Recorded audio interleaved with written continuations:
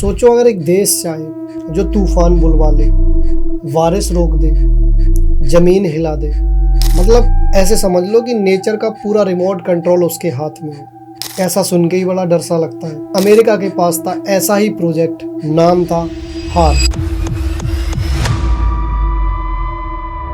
Harp का full form है high frequency active auroral research programme. ये प्रोग्राम 1990s में अलास्का में स्टार्ट हुआ था। इस हार्प का सेटअप एक नॉर्मल लेबोरेटरी जैसा नहीं था।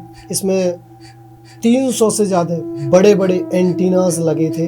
अलास्का का एक रिमोट एरिया, गकोना आई थिंक उसका नाम है, एक बहुत बड़ा एरिया था जिसमें एक लाइन में, मतलब एक ग्रिड में समझ लो आप, 300 प्लस बड़े बड़े एंटीनास लगे थे एक ही लाइन में। एंटीनाज नॉर्मल मोबाइल टावर के जैसे लगते थे, लेकिन ये बहुत पावरफुल और बहुत बड़े थे। उनका काम था रेडियो वेव्स को स्काई के स्पेसिफिक पार्ट आइनोस्फीयर में भेजना।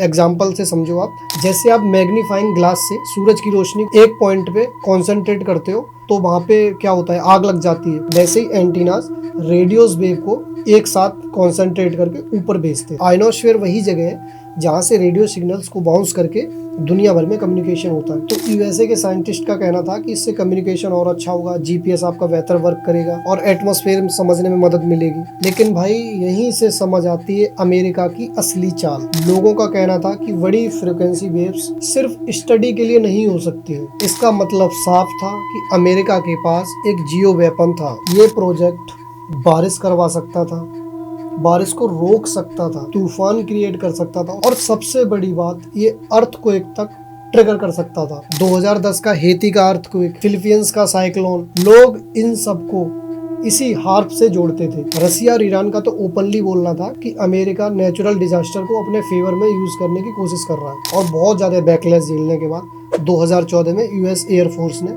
इस प्रोग्राम को प्रॉपर शटडाउन करने का फैसला लिया और अलास्का की यूनिवर्सिटी को ये जगह दे दी गई। लेकिन भाई अमेरिका का कोई भरोसा नहीं है। लोगों का यहाँ तक ये कहना है कि अब ये प्रोजेक्ट कहीं सीक्रेट में चल रहा है, क्योंकि वहाँ के बारे में लोगों को पहले पता चल गया था। तो इसलिए कहीं ना कहीं हो सकता है अमेरिका के एरिया 51, अमेरिका की बहुत सारी ऐसी सीक्रेट जगह है, तो कहीं ना कहीं ये प्रोग्राम अभी भी चल रहा है। और अमेरिका के पास एक ऐसा इनविजिबल वेपन है जो विदाउट बॉम्ब, विदाउट मिसाइल के पूरे देश को तबाह कर सकता है।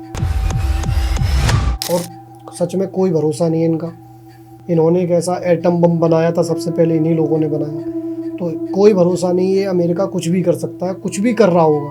वेदर को कंट्रोल करने का एक ऐसा भूत जो दुनिया का सबसे बड़ा सीक्रेट वेपन बन सकता था। अब सवाल आपसे, आपको क्या लगता है, हार्प एक नॉर्मल साइंस प्रोग्राम था या अमेरिका का कोई बहुत बड़ी साजिश या अमेरिका का कोई हिडन वेपन? आप प्लीज कमेंट करके जरूर बताइए। धन्यवाद।